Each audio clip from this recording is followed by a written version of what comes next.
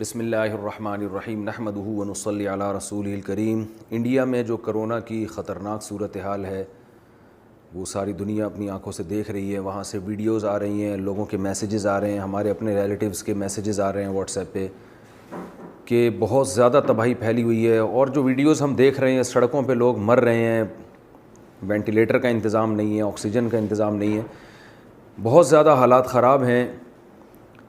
ان حالات میں ہم اپنے انڈیا کے ان مسلمانوں کے اور بلکہ انڈیا کی عوام، چاہے وہ غیر مسلم ہوں، ان کے غم میں، ان کے درد میں، تو اس بارے میں کچھ گزارشات خاص طور پر انڈیا میں رہنے والوں کے لیے کچھ گزارشات پیش کرنی تھیں۔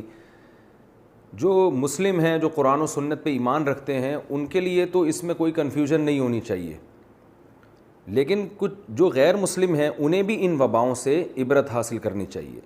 جو اس وقت تباہی ہندوستان میں پھیلی ہوئی ہے اور اس بات کا خطرہ موجود ہے کہ کل یہ تباہی پاکستان کی طرف بھی آ سکتی ہے۔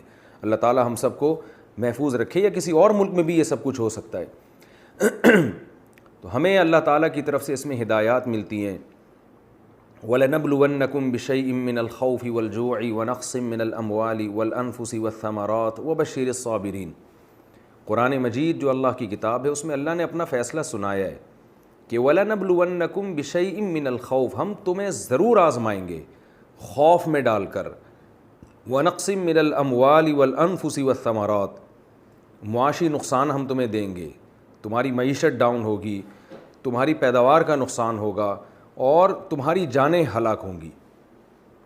جانوں کا ہلاک ہونا کیا ہے؟ یہ وباؤں میں اور قدرتی حادثات میں جو انسانی جانیں بہت کثرت سے ہلاک ہوتی ہیں، یہ وہ آزمائشیں جن کا اللہ تعالیٰ اپنی کتاب میں ذکر کرتے ہیں۔ اب ان آزمائشوں میں ہمیں کرنا کیا ہے؟ جیسے یہ بڑی آزمائش ہے کرونا کی صورت میں، جس نے پوری دنیا کو تباہی میں ڈالا ہوا ہے، اور خاص طور پر جو ہمارا پڑوسی ملک ہندوستان جس کرب و اذیت سے اس وقت گزر رہا ہے، تو اس میں کرنا کیا ہے ہمیں؟ اللہ نے قرآن میں ہمیں حکم دیا وَبَشِّرِ الصَّابِرِينَ الَّذِينَ إِذَا أَصَابَتْهُم مُّصِيبَةٌ قَالُوا إِنَّا لِلَّهِ وَإِنَّا إِلَيْهِ رَاجِعُونَ۔ فرمایا اے نبی، آپ صبر کرنے والوں کو خوشخبری سنا دیں۔ اور وہ کیسے صبر کرتے ہیں؟ جب انہیں کوئی مصیبت پہنچتی ہے تو یہ کہتے ہیں اِنَّا لِلَّهِ، جس نے اس کائنات کو بنایا ہے نا، ہم اس کے غلام ہیں، ہم پر ہماری مرضی نہیں چلے گی، بلکہ اس کائنات کو بنانے والے کی مرضی چلے گی۔ اگر انسان کی ساری چاہتیں اس دنیا میں پوری ہو جائیں تو پھر انسان خدا بن جائے گا۔ اللہ نے اختیارات اپنے ہاتھ میں رکھے ہیں۔ آج کرونا کی بیماری ہے، کل کچھ اور ہو سکتا ہے، پرسوں کچھ اور ہو سکتا ہے۔ آپ دیکھیں سونامی کے طوفان نے ہزاروں لوگوں کو موت کے گھاٹ اتار دیا تھا، اور پاکستان میں جو ایک زلزلہ آیا تھا بہت بڑا بالاکوٹ میں، اس نے 1-2 دن کے اندر 10,000 لوگوں کو موت کے گھاٹ اتار دیا۔ تو یہ طوفان، یہ آزمائشیں، یہ وبائیں، یہ آج پہلی دفعہ نہیں ہیں۔ دنیا ہمیشہ سے ان وباؤں میں اور مختلف دور میں مختلف قسم کی آزمائشوں میں گزرتی رہی ہے، اور اس کی وجہ سے قحط بھی آتے رہے ہیں، لوگوں کی جانیں بھی ہلاک ہوتی رہی ہیں، اور یہ بھی جو موجودہ کرونا ہے یہ بھی اسی کی ایک لڑی ہے۔ تو اس میں ہم نے اسباب بھی اختیار کرنے ہیں، جو SOPs ڈاکٹر حضرات بتاتے ہیں ان پر بھی عمل کرنا ہے، کیونکہ اللہ نے اس دنیا کو اسباب کے ساتھ جوڑا ہے۔ ہم دیکھتے ہیں رسول اللہ صلی اللہ علیہ وسلم کی صحیح حدیث ہے کہ ایک کوڑ کا مریض آپ صلی اللہ علیہ وسلم کے پاس بیعت ہونے کے لیے آیا۔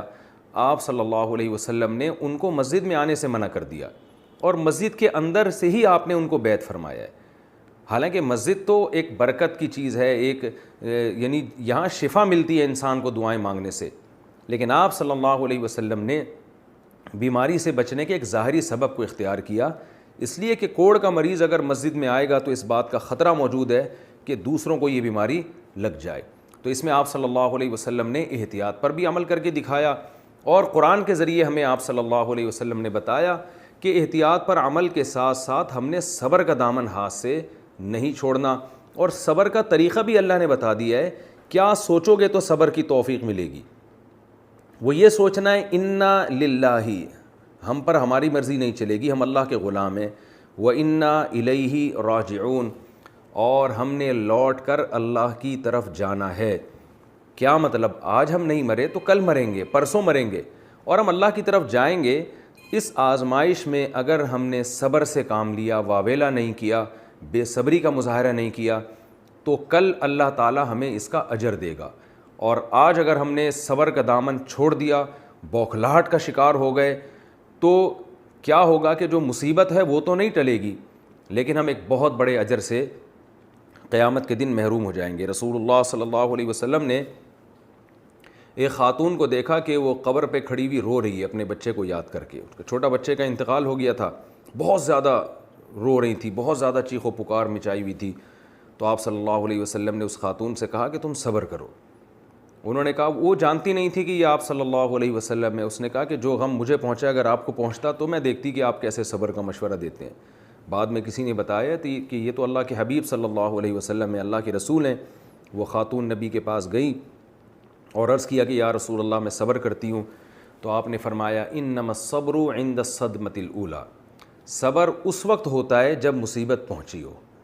تو جب آزمائش آئی ہے، جب مصیبتیں آ رہی ہیں، اس وقت آپ نے صبر کرنا ہے۔ بعد میں تو ہر ایک کو صبر آ جاتا ہے، کوئی مرتا بھی ہے تو آپ ساری زندگی تھوڑی روتے رہتے ہیں اس کی یاد میں، چند دنوں کے بعد آپ کو صبر آ جاتا ہے۔ تو ایک حد ہونی چاہیے، ایک لمٹ ہونی چاہیے، تو ہم نے اس میں صبر کا دامن ہاتھ سے نہیں چھوڑنا۔ دوسرا، جو بھی اس موقع پر بیماری کے اندر مبتلا ہوتا ہے، ہم نے اس سے تعلق ختم نہیں کرنا ہے۔ ایس او پیز پر عمل کرتے ہوئے اس کی مدد بہرحال ہم نے کرنی ہے۔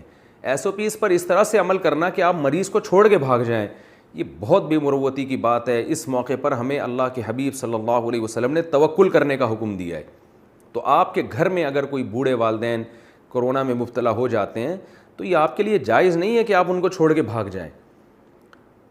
ڈاکٹر کے لیے جائز نہیں ہے کہ وہ پیشنٹ کو چھوڑ کے بھاگ جائے۔ ڈاکٹروں کو بہرحال ہم سب کو سلام کرنا چاہیے کہ وہ اپنی جان پر کھیل کر کس طرح سے مریضوں کی مدد کر رہے ہیں، لیکن بعض ایسی بھی ڈاکٹروں کی رپورٹ آتی ہے جو بھاگ رہے ہیں اور جو ہے وہ اپنی جان بچانے کی فکر میں لگے ہوئے ہیں، اگرچہ ان کا ریشو کم ہے، زیادہ تر ڈاکٹر تو الحمدللہ انسانیت کی خدمت کر رہے ہیں۔ تو ایسے موقع پہ اللہ پہ اعتماد اور اللہ پہ توکل کا تقاضا یہ ہے کہ آپ اپنے گھر کے مریض کو چھوڑ کر فرار نہ ہوں، کیونکہ موت اور زندگی بہرحال اللہ کے ہاتھ میں ہے۔ اللہ نے ہمیں زندہ رہنے کے اسباب اختیار کرنے کا حکم تو دیا ہے، لیکن ایسا سبب اختیار کرنا جو شرعی جائز نہیں ہے۔